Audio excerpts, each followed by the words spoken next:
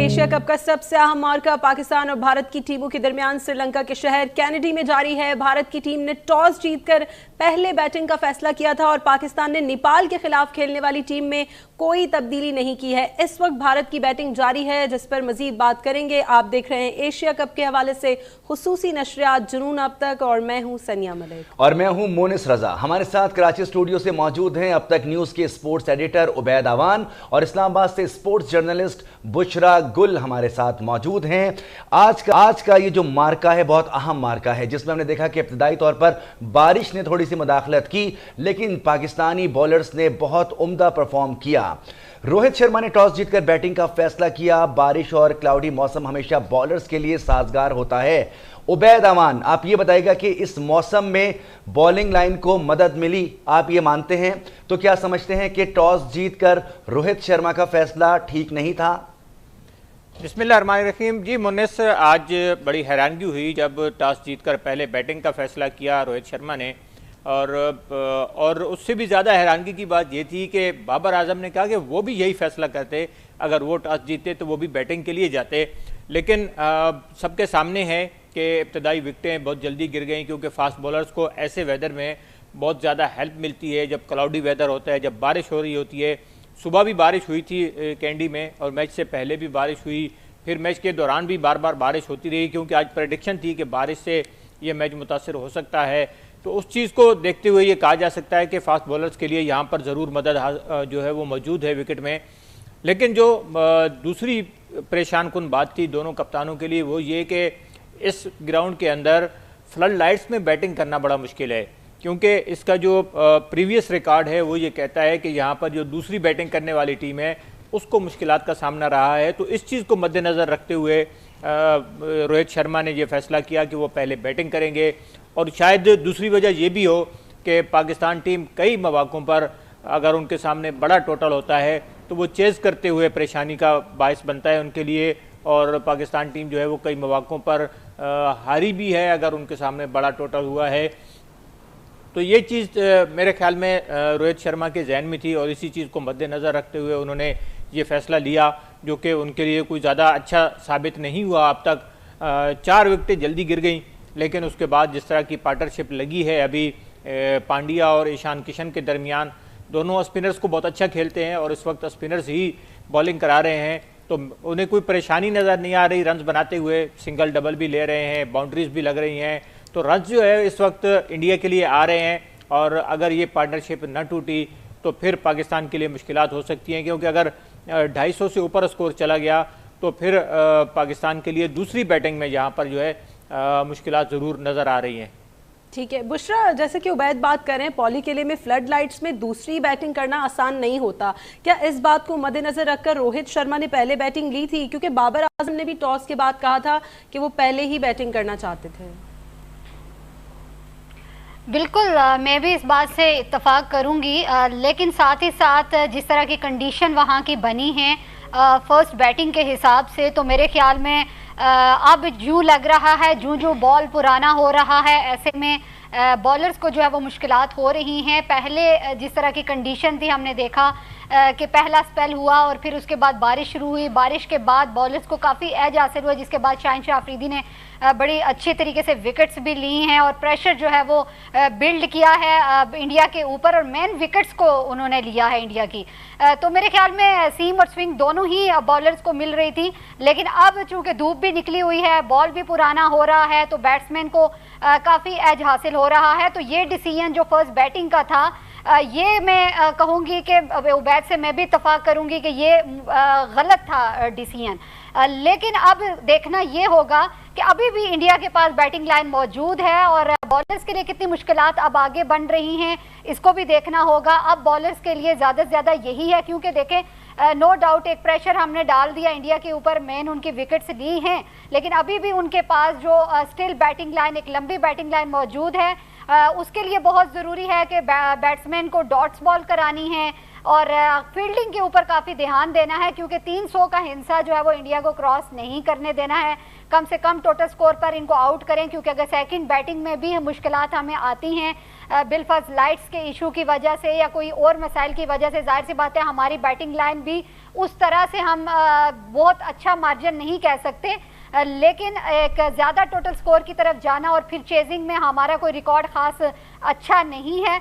तो हमें कोशिश करनी होगी हमारे बॉलर्स को कि कम से कम जो है वो स्कोर उनको पड़े और वो कम से कम टोटल स्कोर पर उनको आउट करें। बिल्कुल, इंडिया की बैटिंग लाइन आखिर तक मौजूद होती है, बिल्कुल ठीक बुशरा ने कहा। उबैद, हमने इब्तिदा में देखा कि शाहीन शाह अफरीदी और नसीम शाह ने पाकिस्तान की बॉलिंग का आगाज किया था, लेकिन इब्तिदा में दोनों ही विकेट से महरूम रहे थे। तो दोनों में किसकी बॉलिंग अच्छी रही इब्तिदाई ओवर्स में?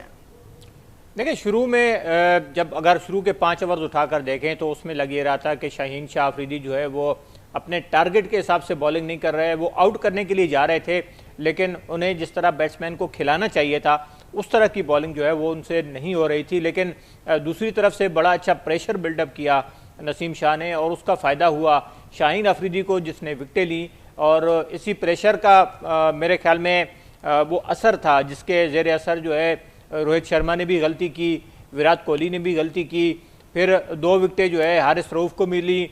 हालांकि नसीम शाह खुद जो है वो विकेट नहीं ले सके अभी तक, लेकिन उनका जो क्रिएट किया हुआ प्रेशर था उसने बड़ा काम किया और जो 4 विकेटें गिरी हैं इब्तदाई वो चारों फास्ट बॉलर्स को मिली हैं। नसीम शाह को विकेट नहीं मिली, लेकिन हारिस रऊफ ने 2 विकेटें ली और 2 विकेटें शाहीन अफरीदी ने ली, तो उन्होंने बड़ा अच्छा उसका फ़ायदा उठाया और नसीम शाह के प्रेशर की वजह से उनको विकेटें मिली।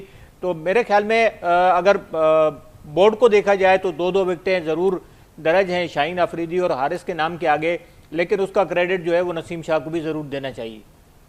बिल्कुल ठीक है, बुशरा से बात है। बुशरा, जैसे कि हमने देखा शाहीन अफरीदी शुरू से ही विकेट लेने की कोशिश करते दिखाई दिए और बिल आखिर उन्होंने रोहित शर्मा और विराट कोहली की सूरत में 2 बड़ी विकेटें गिराकर भारत को प्रेशर में ले लिया। बिल्कुल बिल्कुल, मैं कहूँगी कि आज बॉलर्स ने जो जिस प्लानिंग के साथ आए, जिस तरह उबैद तारीफ़ कर रहे थे नसीम शाह की, तो मैं भी नसीम शाह की तारीफ़ करूँगी कि बेशक उन्होंने विकेट नहीं ली, लेकिन जिस तरीके से उन्होंने प्रेशर बिल्ड किया और वो शाहीन के लिए भी फ़ायदेमंद साबित हुआ। और पहला जो ओवर शाहीन का था वहाँ पे कुछ एक्स्ट्रा भी पड़ी, जो कि लग रहा था कि लाइन और लेंथ से निकल कर शाहीन शाह अफरीदी जो है वो बॉल्स करवा रहे हैं, जिसका थोड़ा बहुत हमें डाउटफुल एक प्रेशर पाकिस्तानी टीम के ऊपर आ रहा था। लेकिन फिर उसके बाद जब बारिश की वजह से मैच रोका गया और नेक्स्ट स्पेल जब करवाया शाहीन शाह अफरीदी ने और उन्होंने आउट स्विंग इन स्विंग दोनों वैरायटीज़ को यूज़ किया, जिससे उन्होंने भारतीय जो बैट्समैन थे उनको उन्होंने कंफ्यूज किया कि उन्होंने किस तरीके से खेलना है, कौन सी बॉल को खेलना है और कौन सी बॉल को नहीं खेलना है। इस कंफ्यूजन में जो है उनकी 2 मेन विकेट्स शाहीन शाह अफरीदी ले उड़े। तो मेरे ख्याल में इस तरह की जो प्लानिंग होती है, जो इस तरह की वैरायटी होती है, वो आपके लिए काफ़ी फ़ायदेमंद साबित होती है। तो इस तरीके से बॉलिंग में जिस तरीके से प्लानिंग के साथ चल रहे हैं, इसी तरीके से मैं उम्मीद करती हूँ कि बैटिंग में भी एक अच्छी प्लानिंग के साथ पाकिस्तानी टीम मैदान में उतरेगी। लेकिन साथ ही साथ स्टिल यही कहूँगी कि बॉलिंग का सिलसिला तो जारी है, लेकिन कुछ मिसफील्ड भी हो रही है। इसके ऊपर भी कवर अप अगर हो जाए तो हम कम से कम टोटल स्कोर पर इंडिया को आउट कर सकते हैं। बिल्कुल, इस वक्त 121 रन बना लिए इंडिया ने 4 विकेटों के नुकसान पर और इस वक्त हार्दिक पांड्या और ईशान किशन क्रीज पर मौजूद हैं। डेथ ओवर्स में क्या हिकमत अमली होनी चाहिए उबैद? कौन से बॉलर्स ऐसे हैं पाकिस्तान के पास जिनके ओवर्स बचा कर रखने चाहिए ताकि आखिरी ओवर्स में उनको इस्तेमाल किया जा सके? देखिए मोनिस, मेरे ख्याल में डेथ ओवर्स में पाकिस्तान को रिलाई करना चाहिए ख़ास तौर से हारिस रऊफ और नसीम शाह के ऊपर। शाहीन शाह जो है वो इतने अच्छे बॉलर नहीं है कि वो आखिरी ओवर्स उनको दिए जाएं, लेकिन जितने अच्छे बॉलर जो है वो हारिस रऊफ ने ख़ुद को साबित किया है, ख़ास तौर से T20 में, तो उनके ऊपर जो है वो टीमें बहुत ज़्यादा रिलाई करती हैं। तो मेरे ख्याल में अगर हारिस रऊफ के ओवर्स बचा कर रखें और उसके साथ नसीम शाह को आखिरी ओवर दें तो ये एक अच्छी स्ट्रेटजी हो सकती है। लेकिन देखना होगा कि अभी स्पिनर्स जो है वो किस तरह परफॉर्म करते हैं। अगर स्पिनर्स ने 1-2 विकेटें ले ली तो फिर पाकिस्तान को जो है वो एज हासिल हो जाएगा।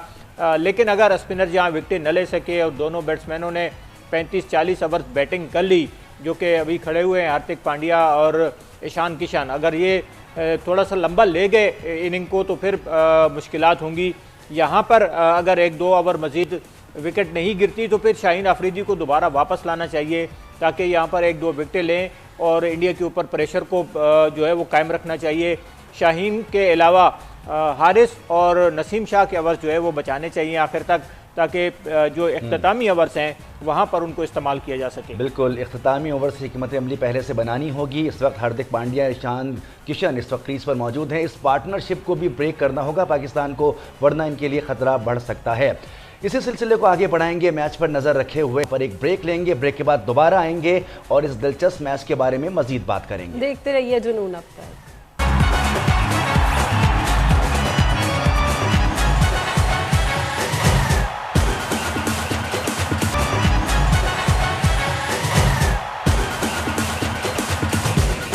एक बार फिर खुशामदीद। हमारे साथ हमारे पैनलिस्ट मौजूद हैं, कराची से उबैद अवान और इस्लामाबाद से बुशरा गुल हमारे साथ मौजूद हैं। उबैद, आपसे सवाल करती हूँ, नसीम शाह ने अपने पहले स्पेल में आज अच्छी बॉलिंग की है लेकिन उन्हें विकेट नहीं मिली, लेकिन उसका फ़ायदा पाकिस्तान को ज़रूर मिला है।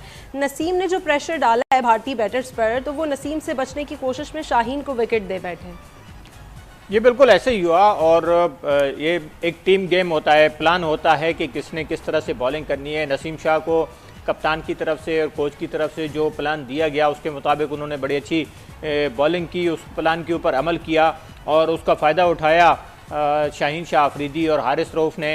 अब बात जो है वो बॉलर्स के हाथ में है, ख़ास तौर से स्पिनर्स के बारे में मैं ये कहूँगा कि जिस तरह की बॉलिंग कर रहे हैं शादाब खान या मोहम्मद नवाज़, तो उस पर कोई परेशानी सामने नहीं आ रही है इंडियन बैट्समैनों को। तो उसके ऊपर अगर थोड़ा सा मज़ीद काम किया जाए और ये चेंजिंग की जाए, अगर कप्तान के पास जो ऑप्शन है इफ्तिखार को बीच में लाया जाए, उसको अगर एक आध ओवर दिया जाए तो थोड़ा सा बैट्समैनों का जो कंसंट्रेशन है वो ख़त्म होती है और वो टूटती है। तो अगर इस तरह की कोई हिकमत अमली अपनाई जाए या शाहीन शाह आफरीदी को बीच में 1-2 ओवर्स दिए जाए, शायद वो विकेट ले जाएँ और अगर विकेट मिलती है यहाँ पाकिस्तान को तो ये बहुत अच्छा होगा, क्योंकि ये एक मुस्तनद बैट्समैन हैं जो कि इस वक्त विकेट पर मौजूद हैं।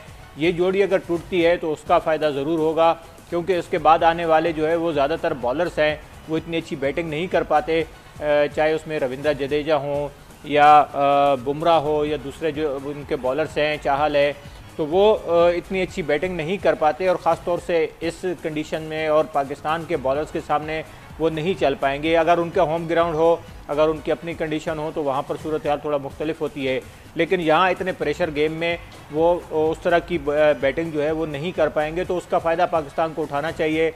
यहाँ एक आध विकेट ज़रूर निकालनी चाहिए, चाहे वो बॉलिंग में चेंजेस करके निकालें, चाहे वो किसी तरह से प्रेशर जो है वो बिल्डअप करें बैट्समैनों के ऊपर, ताकि वो अपने जो उनकी तवज्जो है रन्स बनाने के ऊपर, जिस तरह आसानी से वो रन्स बना रहे हैं, फील्डिंग में भी बुशरा ने जैसे कहा कि गलतियां हो रही हैं, तो उन गलतियों पर भी काबू पाया जाए तो उसका नतीजा जो है पाकिस्तान को मिल सकता है, क्योंकि यहाँ स्कोर ज़्यादा नहीं होना चाहिए। 250 के अंदर अंदर अगर इंडिया को रोक लिया जाए तो मेरे ख्याल में ये पाकिस्तान के लिए बहुत अच्छा होगा। बिल्कुल, स्कोर ज़्यादा नहीं होना चाहिए और जो पार्टनरशिप है इसको फौरी से जो है तोड़ना चाहिए। जिस तरह से उबैद कह रहे हैं कि कुछ भी करें, कोई भी बॉलर इस्तेमाल करें, लेकिन सबसे पहले इस पार्टनरशिप को ब्रेक करते हैं, जब ये रन्स बनना रुकेंगे। अब बुशरा, इनिंग्स की शुरुआत में हमने देखा कि शुभमान गिल खासे परेशान नजर आए और उन्होंने एक मौका भी मिला जब नसीम शाह की गेंद पर कैच उनका निकला, लेकिन मोहम्मद रिजवान वो कैच नहीं पकड़ पाए। अगर इस मौके पर उनको आउट कर दिया जाता तो भारतीय टीम इब्तिदा में ही खासी प्रेशर में आ जाती है। बिल्कुल जी, शुभान गिल हो या कोई भी दूसरा उनका प्लेयर हो, सारे ही हमें प्रेशर में नज़र आए हैं। लेकिन वही बात आती है कि मैंने जैसे गलतियों की बात की, तो कहीं ना कहीं पर हमारे भी खिलाड़ी प्रेशर में नज़र आए हैं और ऑब्वियसली प्रेशर तो होता है बड़े मैच का। और फिर ये पाक इंडिया टाकरा ऐसा है जिसका वही बात आती है कि एशिया कप हो या वर्ल्ड कप हो, उसमें यही तासुर दिया जा रहा होता है और वैसे भी फील हो रहा होता है कि जैसे पाक इंडिया का ही बस एक टाकरा होना है। तो बहुत ज़्यादा इसको दुनिया भर में पसंद किया जाता है। तो इस तरह की जब सिचुएशन होती है तो प्रेशर बहुत ज़्यादा होता है आपके ऊपर। तो आज हमने देखा कि क्राउड भी काफ़ी ज़्यादा नारेबाजी कर रहा था, फिर उससे पहले सोशल मीडिया पर बयानात जिस तरह चल रहे थे, तो ये ऑटोमेटिकली प्रेशर जो है वो बिल्ड हो जाता है। शुरू में गलती की, लेकिन फिर उसके बाद आप संभले, एक अच्छी प्लानिंग के साथ आए, आपने विकेट्स ली। और अब मैं यही कहूँगी कि जिस तरह हमारे स्पिनर चल रहे हैं उनको रिलैक्स मत करें, और वाकई ऐसी बात है कि इस पार्टनरशिप को तोड़ने की बहुत ज़रूरत है। स्पिनर अगर उस तरीके से परफॉर्म नहीं कर पा रहे हैं तो शाहीन शाह अफरीदी की ही बात करूंगी कि उनको कोई एक ओवर देकर इस पार्टनरशिप को डिस्ट्रॉय किया जाए, जो कि बहुत लाजमी है। थोड़े से इनके प्लेयर अगर संभल गए तो इंडियन टीम जो है वो ऐसी टीम है कि जो रन्स नहीं रोकते, फिर उनके रन्स जो है वो चलते जाते हैं, और उनके जो भी बैट्समैन हैं जितने भी हैं, अभी उनके पास बैटिंग लाइन है, हम इतना आसान नहीं ले सकते। लेकिन अगर ये प्रेशर पाकिस्तानी टीम पर वापस बिल्ड हो गया तो फिर बड़ा मुश्किल हो जाना है, क्योंकि 300 का हिंसा बार बार कह रही हूँ कि क्रॉस नहीं करने देना है। बेशक हमने यहाँ पर श्रीलंका में अफगानिस्तान सीरीज़ खेली है, हमें इस यहाँ की कंडीशन से वाकिफ़ हैं, लेकिन उसके बावजूद हमें बड़ा संभल के चलना है। हाँ, प्लानिंग अच्छी करनी है, कंडीशन के मुताबिक डिसीजन लें। बॉलर्स को अभी जो है वो अपनी गलतियों से साथ साथ सीखें और साथ साथ वैरायटी का यूज़ करें, और कोशिश करें कि लाइन और लेंथ का ख्याल रखें। जितनी इन छोटी छोटी चीज़ों पर फोकस करेंगे उतना ही हमें फ़ायदा होगा। ठीक है बुशरा, शाहीन शाह अफरीदी के अलावा क्या ऑप्शन है? अगर शाहीन शाह अफरीदी को नहीं लाया जाता अभी, तो उसके बाद हमारे पास क्या ऑप्शंस हैं जिससे इस पार्टनरशिप को तोड़ा जा सकता है? देखिए जी, फास्ट बॉलिंग अटैक की अगर मैं बात करूं तो हमारे पास इस टाइम जो है वो world best fast bowling attack है। नसीम शाह की बात करूं, हारिस ने जो है वो ज़बरदस्त स्पेल करवाए हैं। तो वही उबैद से मैं इत्तफाक करूंगी कि बेहतर यही है कि according to situation Naseem Shah और हारिस को जो है एंड पे यूटिलाइज़ किया जाए, क्योंकि लास्ट के जो ओवर्स होते हैं वो भी हमें डेप्थ को प्लानिंग के साथ कंट्रोल करना होता है। लेकिन बहुत ज़रूरी है कि यहाँ पर अगर स्पिनर उस तरीके से इनको टैकल नहीं कर पाते हैं तो हाँ, शाहीन शाह अफरीदी को जो है यूटिलाइज़ किया जाए। कोई एक आध ओवर जो है वो इफ्तिखार से भी करवाया जाए, क्योंकि हमारे बड़े एक्सपीरियंस वो खिलाड़ी हैं और जाहिर सी बात है वो बॉलिंग करवाते भी रहे हैं, उनके पास एक्सपीरियंस है। तो मेरे ख्याल में कोई एक आध तजर्बा करने से कोई नुकसान नहीं होगा। तो बाबर आजम को अकॉर्डिंग टू सिचुएशन जो है इस तरीके का कोई ना कोई तजर्बा ज़रूर करना होगा। बिल्कुल, 135 रन हो चुके हैं, 4 खिलाड़ी आउट हो चुके हैं, और इस पार्टनरशिप को तोड़ने के लिए हमने देखा कि अभी back to back 2 overs Shaheen Shah Afridi से करवाए हैं। हम जो डिस्कशन कर रहे हैं वो हमारी सुन ली गई है। उबैद, अभी हमने देखा कि शाहीन शाह अफरीदी को दोबारा स्पेल में वापस लेकर आए हैं, सेकेंड स्पेल में भी, और अभी उन्होंने 2 ओवर्स किए हैं। लेकिन इस वक्त ये जो पार्टनरशिप इस वक्त इनके प्लेयर्स की मौजूद है, दोनों की, हार्दिक पांड्या और ईशान, तो इस वक्त खासे रन्स बना चुके हैं दोनों और नेक्स्ट सेंचुरियों के करीब आ चुके हैं। तो आप समझते हैं कि इनको तोड़ना इतना आसान होगा इस वक्त? जी बिल्कुल मोनिस, देखें उन्हें एक रिलैक्सेशन पीरियड मिला जब स्पिनर्स आए, तो वहाँ पर ये बैट्समैन सेट हो गए, और जब बैट्समैन सेट हो जाता है तो फिर उसके कंसंट्रेशन को तोड़ना जो है वो बड़ा मुश्किल होता है। शाहीन शाह अफरीदी को लाए हैं बाबर, और ये अच्छा डिसीजन है, क्योंकि स्पिनर्स अगर आउट नहीं कर पा रहे हैं तो फिर आप बीच में एक फास्ट बॉलर्स को लाते हैं। और जैसे अभी बुशरा ने कहा कि हमारे पास एक ऑप्शन और भी है इफ्तिखार अहमद की सूरत में, जिससे बॉलिंग नहीं कराई गई, तो अगर एक आध ओवर उसको भी दिया जाए, क्योंकि स्पिनर्स जो है वो अपने जो उनको प्लान दिया गया है उसके ऊपर पूरी तरह से अमल नहीं कर पा रहे, तो इफ्तिखार एक ऐसे बॉलर हैं जो बीच में आकर विकेट भी लेते हैं, रन्स भी रोकते हैं, तो वो अपना काम जो है वो कर सकते हैं। तो शाहीन शाह अफरीदी को ज़रूर लाया गया है, विकेट उन्हें नहीं मिली, लेकिन बॉलिंग उन्होंने अच्छी की, रन ज़्यादा नहीं दिए, लेकिन वो प्रेशर उस तरह का क्रिएट नहीं कर पाए जो कि होना चाहिए था। तो मेरे ख्याल में यहाँ पर अगर एक आध ओवर जो है वो इफ्तिखार अहमद से भी कराया जाए तो कोई मज़ाक़ा नहीं। तो बाबर आजम को थोड़ा चेंजिंग करनी पड़ेगी, क्योंकि चेंजिंग करेंगे तो गेम के अंदर थोड़ा तब्दीली आएगी, तभी जो है बैट्समैनों के लिए कोई थोड़ा सा मुश्किल सूरत हाल आएगी तो वो अपनी विकेट देंगे। जब तक वो इजी होकर रन बना रहे हैं, उन्हें फील्ड भी ऐसी मिल रही है कि उसमें सिंगल डबल भी बन रहे हैं, बाउंड्रीज भी लग रही हैं, तो ऐसी सूरत में मुश्किल हो जाएगा। बाबर को जो है वक्त के साथ साथ थोड़ा चेंजिंग करनी पड़ेगी, तो ख़ास तौर से बॉलर्स के यूटिलाइजेशन किस तरह से करनी है उसके ऊपर ज़रूर काम करना पड़ेगा। ठीक है उबैद, आज पाकिस्तान के बल्लेबाजों पर कितनी जिम्मेदारी आयद होती है आप समझते हैं, खास तौर पर से जो टॉप ऑर्डर बैटर्स हैं उनको किस तरह से इनिंग को बनाना चाहिए ताकि स्कोर भी चेज हो जाए और कम से कम विकेटों के नुकसान पर यह स्कोर पूरा किया जा सके? देखिए सनिए, पहले तो देखना होगा कि टारगेट क्या मिलता है पाकिस्तान को, और फिर अगर मज़ीद बारिश नहीं होती, ओवर्स कम नहीं होते, तो उस सूरत में फिर देखना होगा कि अभी तक देखें 2 दफ़ा बारिश हुई है और ओवर्स कम नहीं हुए। पहली दफ़ा जब बारिश हुई तो उसमें 33 मिनट का खेल जो है वो ज़ाय हुआ, लेकिन उसके बाद जब खेल दोबारा शुरू हुआ तो उसमें भी यही ऐलान किया गया कि अभी तक जो है वो ओवर्स कम नहीं किए गए। तो दूसरी दफ़ा तो खैर इतना ज़्यादा टाइम नहीं ज़ाया हुआ था, लेकिन अगर मज़ीद बारिश होती है तो फिर ज़रूर इसके ऊपर फ़र्क पड़ेगा और ओवर्स भी कम होंगे। तो ये पाकिस्तान के लिए परेशानी हो सकती है कि अगर इंडिया ने बड़ा स्कोर बना लिया और फिर बारिश हो गई हमारी बारी में, तो फिर जो है उस सिचुएशन के हिसाब से चलना पड़ेगा कि आपको जो है किस रन रेट के साथ जाना है और किस रन रेट के साथ आपने टारगेट को चेस करना है। लेकिन पाकिस्तान का जो टॉप ऑर्डर है जैसा आपने कहा है, तो उसके ऊपर ज़रूर जिम्मेदारी है कि वो अच्छा स्टार्ट दें ताकि ऐसा प्रेशर बिल्ड हो कि जो उनके बॉलर्स हैं वो प्रेशर में आएँ, तो तब आप रन आसानी के साथ बना सकेंगे। लेकिन ये याद रखना चाहिए कि आपको फ्लड लाइट्स में बैटिंग करनी है और दूसरी इनिंग में यहाँ पर बारिश के इम्कानात हैं और अगर बारिश हो गई तो फिर बैटिंग जो है वो यहाँ पर मुश्किल हो जाएगी। तो पाकिस्तान को उस सिचुएशन के हिसाब से जो है अपनी हिकमत अमली बनानी होगी। बिल्कुल, सिचुएशन तब्दील हो सकती है अगर बारिश होती है और अंधेरा होगा और जब लाइट्स में खेल रहे होंगे। उबैद यही बता रहे हैं कि पाकिस्तान के लिए बैटिंग करना खासा दुश्वार हो सकता है। तो बुशरा, ये पार्टनरशिप तो अब हमें खासी मजबूत होती नज़र आ रही है और हम देख रहे हैं कि निस्फ सेंचुरी के बहुत करीब पहुँच चुके हैं।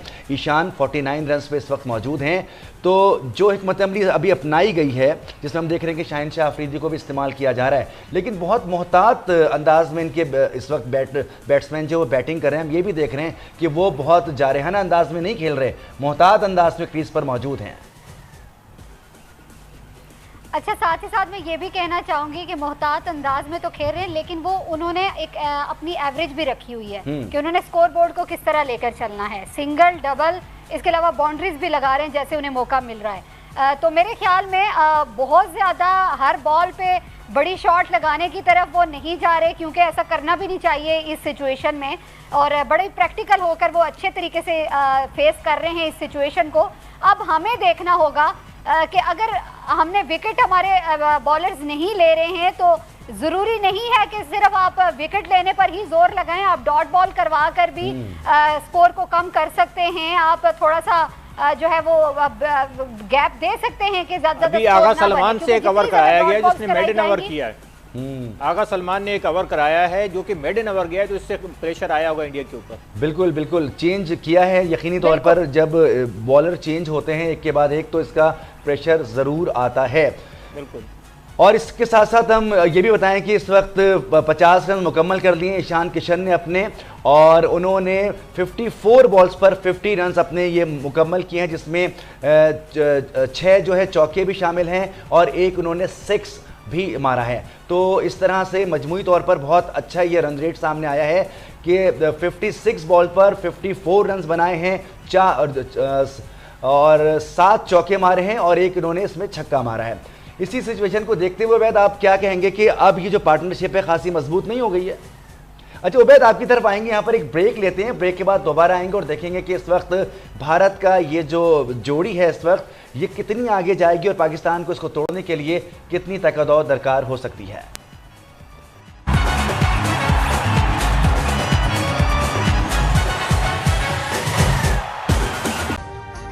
अभी सब्सक्राइब करें ताकि कोई खबर रह न जाए।